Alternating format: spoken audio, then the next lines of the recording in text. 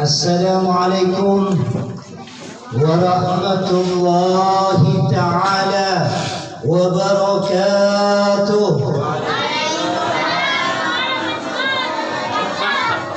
Yang belakang ibu-ibu gak jawab itu tak doakan bapaknya kawin lagi. Yang jawab suaminya setia ya. Yang gak jawab kawin lagi ya.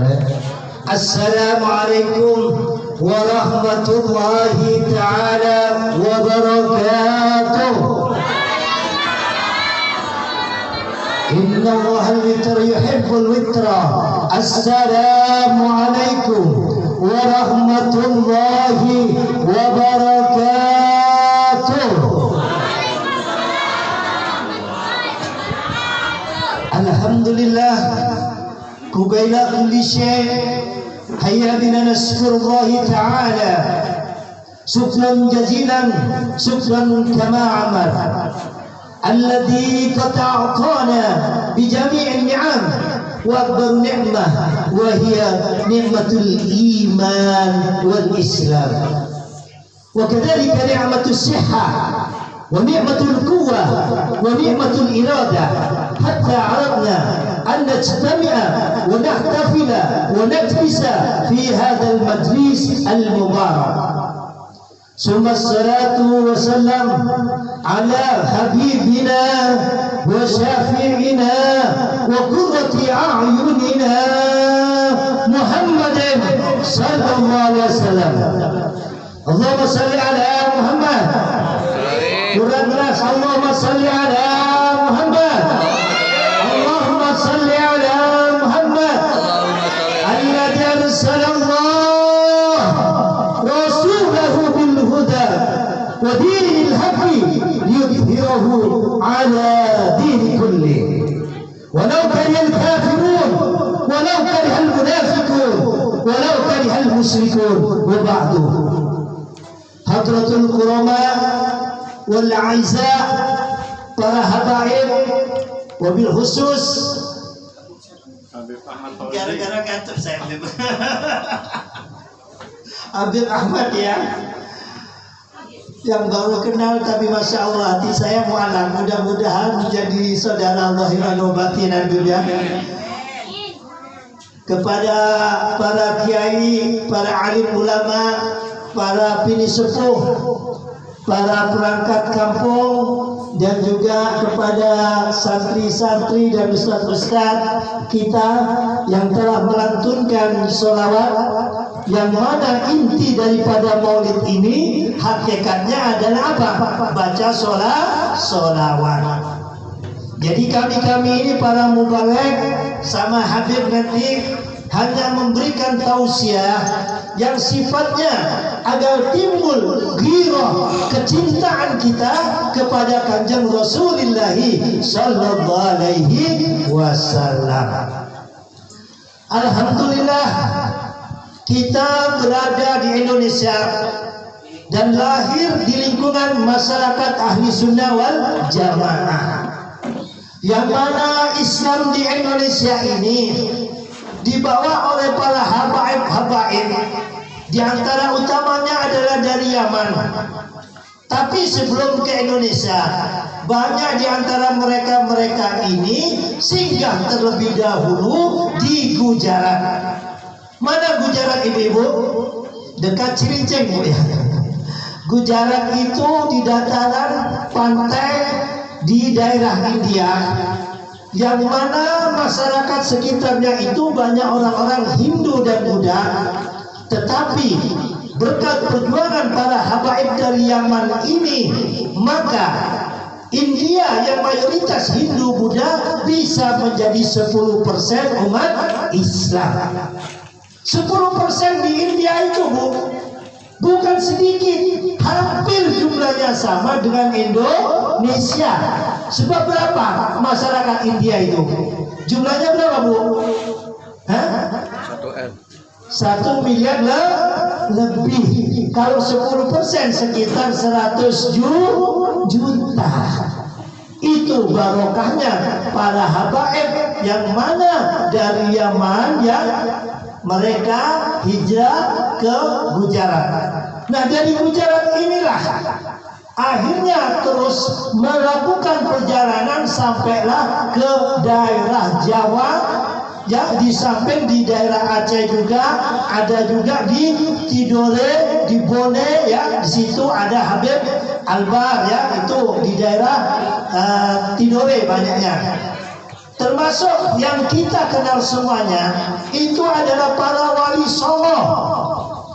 Nah, melihat masyarakat di Jawa ini mayoritas Hindu dan Buddha.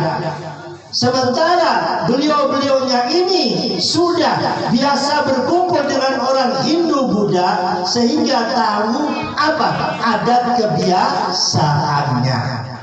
Maka luar biasanya para habaib ini meninggalkan nama kehabibannya, diganti dengan nama Jawa, dengan berdagang, dengan akhlakul karimah.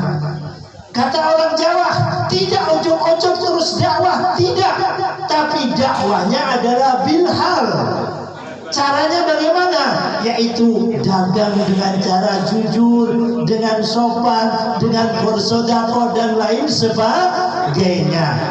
Sehingga melihat akhlakul karimah para habaib ini yang dari Yaman terus ke Gujarat, terus ke Indonesia, bukan dengan pedang sedikit pun, tetapi seperti Kanjeng Rasulullah SAW hijrah dari Mekah ke Madinah, yang mana Madinah itu adalah kotanya yang dulu Yasrib, kotanya orang-orang Yahudi, Nasrani, dan juga sebagian orang-orang Majusi. Tanpa dengan peperangan, tetapi orang-orang datang kepada Rasulullah, bersahadat kepada Rasulullah, tidak dengan paksaan, tetapi melihat akhlakul karimah yang diberikan, yang digambarkan, yang dicontohkan oleh Kanjeng Rasulullah sallallahu alaihi wasallam. Sehingga para habaib baik secara dzurriyyah maupun secara akhlak, istilah kalau anak-anak kampus itu turunan biologis dan turunan idealis, itu ada pada para wali songo. Para wali songo ini adalah para habaib, tetapi menyembunyikan sementara, berkumpul dengan masyarakat. Luar biasa. Kita harus berterima kasih kepada para habaib, para wali songo ini. Indonesia, Nusantara, khususnya Jawa ini, bukan tahu-tahu kita bisa sholawatan semacam ini, tidak. Tetapi adalah kerajaan-kerajaan besar Hindu dan Buddha. Terbukti adanya apa?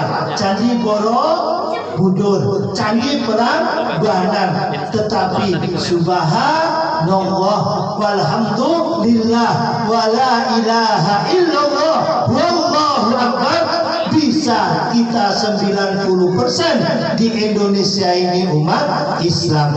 Alhamdulillah. Nah, di sini para wali, meskipun mereka para habaib, tidak saling bertentangan. Mereka berjuang, berdakwah sesuai dengan kemampuan masing-masing. Ada salah satunya melalui kebudayaan. Contoh soal siapa? Basunan Kalijogo.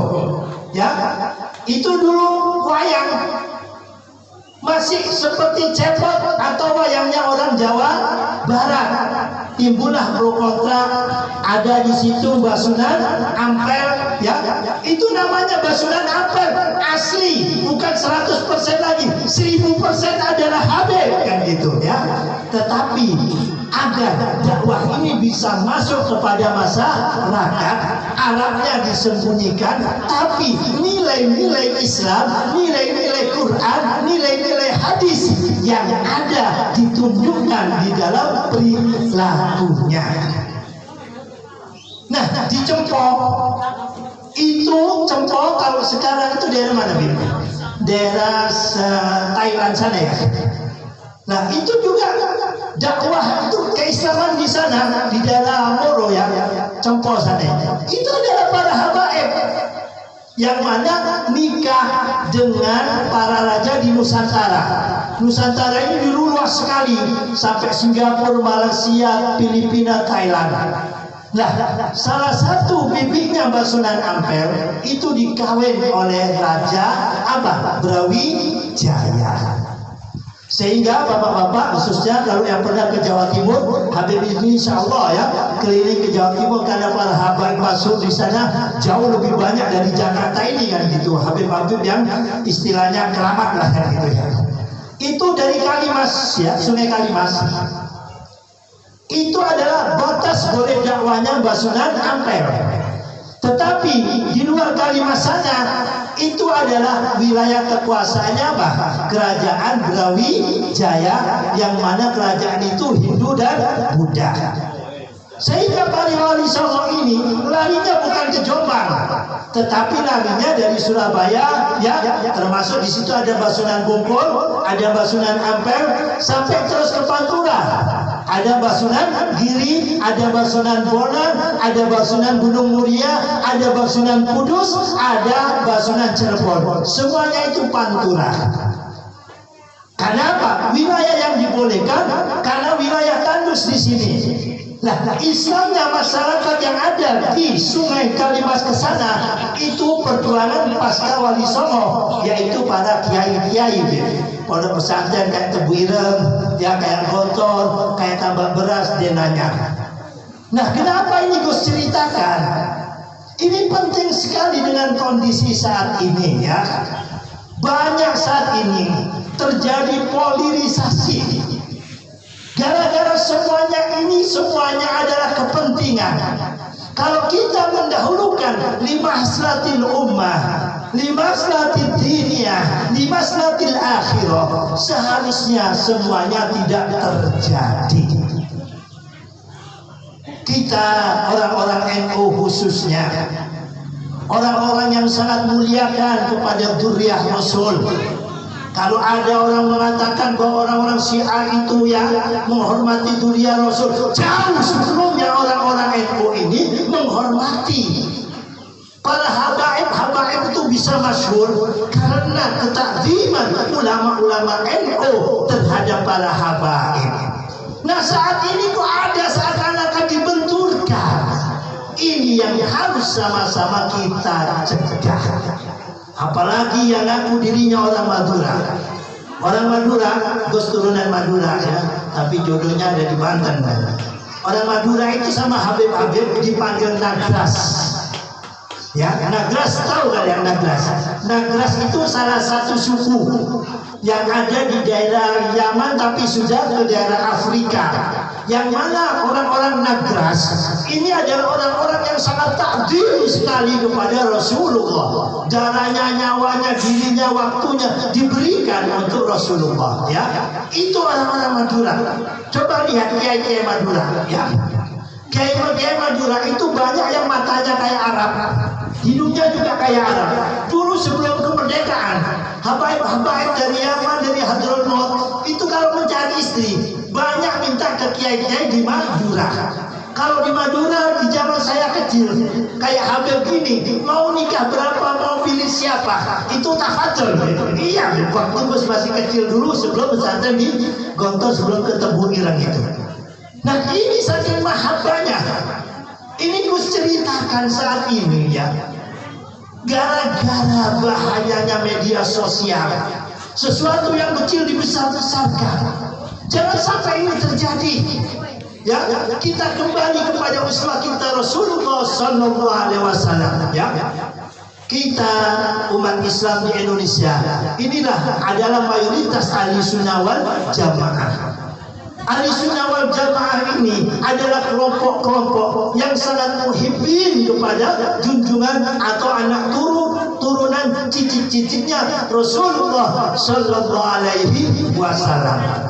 Jangan hanya karena ada salah satu sebab menjadikan kita ini seakan-akan apa? Terpecah. Tidak.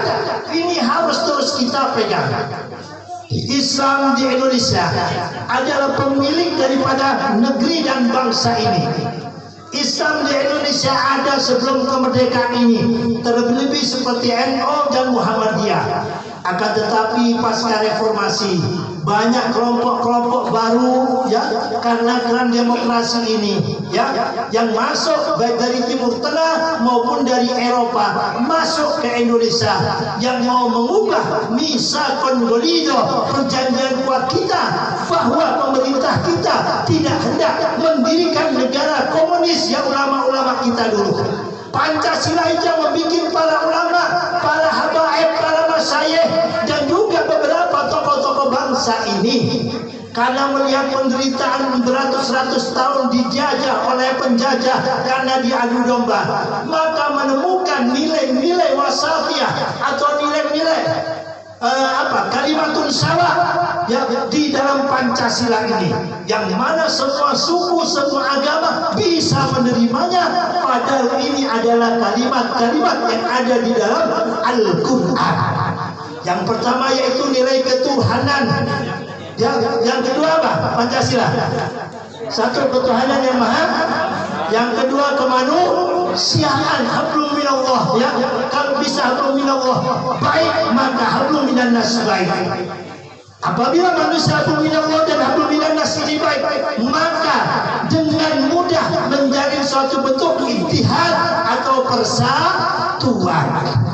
Kalau orang sudah bersatu, menganggap semuanya teman, semuanya saudara, maka mudah sekali melakukan nilai-nilai musyawarah. Kalau orang taat kepada Allah, jelas refleksinya akan mencintai manusia. Jelas refleksinya akan apa? Suka bersatu. Kalau orang memiliki nilai tiga ini, maka suka sekali melakukan wa amruhum syura bainahum.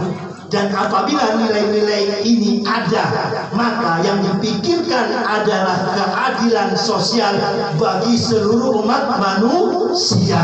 Inilah yang disebut wa ma arsalnaka illa rahmatan lil alamin.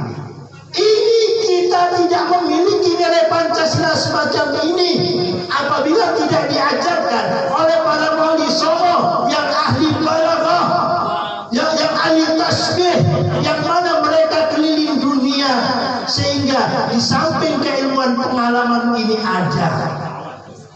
Inilah Indonesia kita dengan Pancasilanya. Ada kelompok-kelompok baru saat ini bukan gitu, yang datang setelah reformasi, mempertentangkan Pancasila, mempertentangkan NKRI, sehingga menjadi suatu bentuk kegaduhan.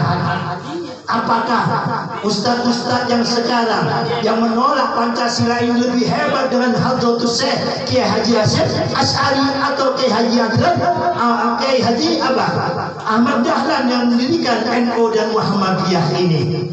Apabila ada hal yang semacam ini, pengajian-pengajian yang mana menimbulkan suatu bentuk perpecahan, hendaklah kita berikan suatu bentuk nasihat. Fabi ayyi ala'i rabbikuma tukadziban. Nikmat Allah yang mana lagi yang hendak kita dustakan? Sepanjang mata kita memandang dari Sabang sampai Merauke, ya, dari Burabah sampai Pulau Rote juga. Ini hijau royo-royo. Habib ini sering keliling ke Arab, ya kan? Sepanjang mata memandang, itu isinya padang pasir, tapi masyarakatnya bisa makmur. Apa ini sebabnya? Ini yang perlu kita cari. Maka dari itu, mari, Indonesia ini rumah besar kita semuanya.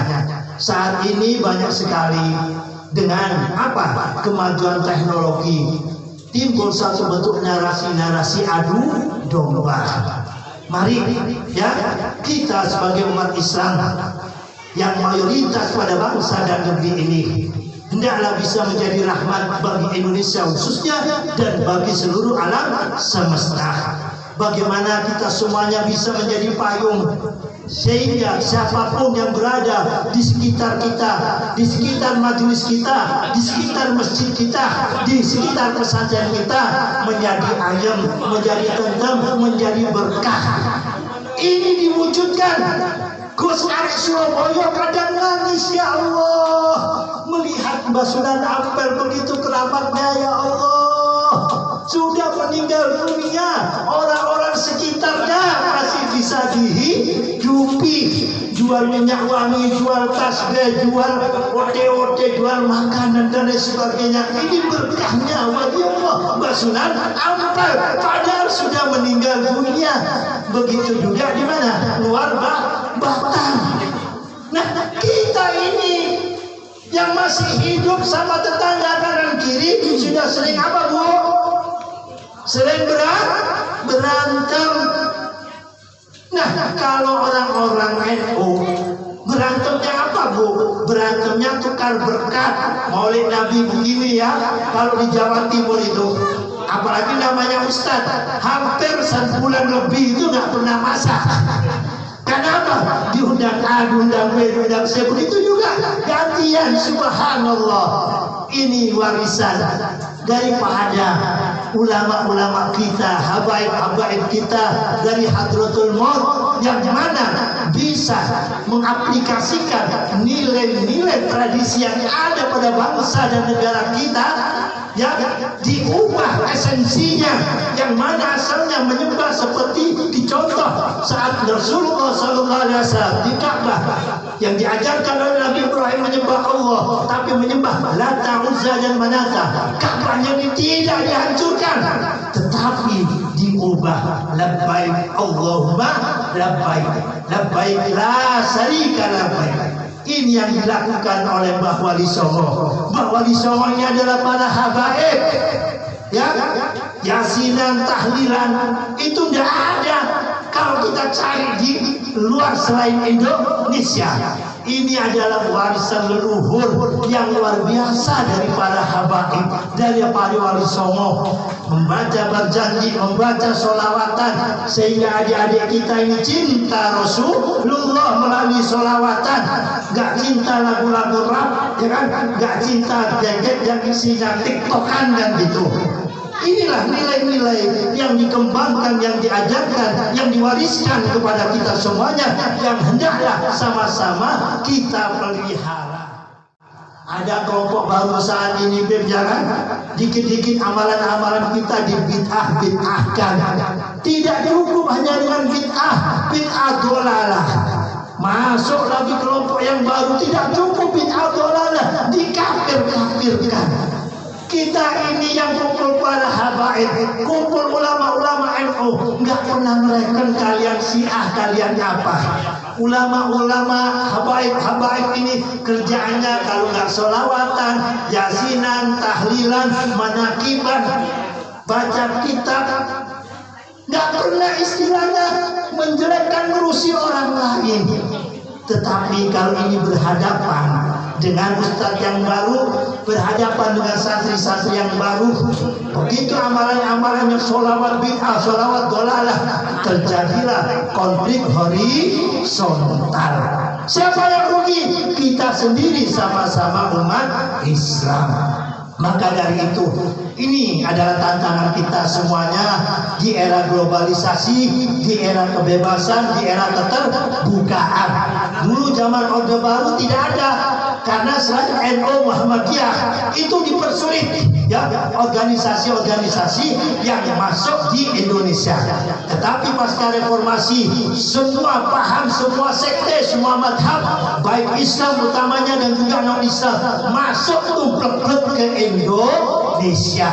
Ini tantangan kita semuanya, para kiai, para habaib, ya, hendaklah bisa melangkul, lebih memperhatikan ibu-ibu juga ngaji di mana, di majlisan apa anak-anaknya. Jangan sampai bapak ibunya suka sholawatan sama anak-anaknya dikafirkan karena salah ngaji. Demikian mungkin sedikit tausiah, ya, mengenai milad, utamanya mengenai tentang kebangsaan ini, agar tetap negeri kita menjadi baldatun aminan, ya, negeri yang tentrem, adem, ya. Nanti perkara sejarah milad mungkin akan dikupas oleh Habib. Mudah-mudahan apa yang disampaikan ini bisa bermanfaat dan tetap menjadikan Indonesia negeri yang aman, damai dan kondusif. Dan hari ini juga kita sedih, ya, ini ada provokasi baru kan, Bib. Ada gereja dibakar ya di daerah Perigi itu dekat Poso. Yang 4 itu disembelih kepalanya, 2 itu terlepas dari badannya, dan 1 dibakar. Nah ini jelas nanti pikirannya mesti yang dibakar gereja yang apa? Yang bakar orang umat Islam. Nah ini jangan dilihat agamanya ya. Kita harus apa? Di zaman semacam ini harus berpikir waras. Teman-teman kita mungkin ada yang hadir non muslim, jangan tahu ditanggapi dengan negatif. Ini semuanya adalah bentuk provokasi untuk memecah belah bangsa kita. Karena sebentar lagi mau pilkada serentak tanggal 9 Desember ini 270 ya daerah yang akan mengadakan pemilihan. Jakarta tidak beda. Nah disinilah ada orang yang mencoba mengalir di air keruh, nggak tahu besok lagi apa. Ini kita doakan sama-sama, mudah-mudahan Indonesia dijaga oleh Allah menjadi negeri yang adem, ayam, gemah lipah, lo, sinawi, murah sajam, murah pangan dan papan. Amin, Allahumma amin. Aku qouli hada in wajadtum minni al-khuta'at awil ghuladat atlubu minkumul afwa wallahu muwaffiq ila aqwamit thoriq. Assalamualaikum warahmatullahi taala wabarakatuh.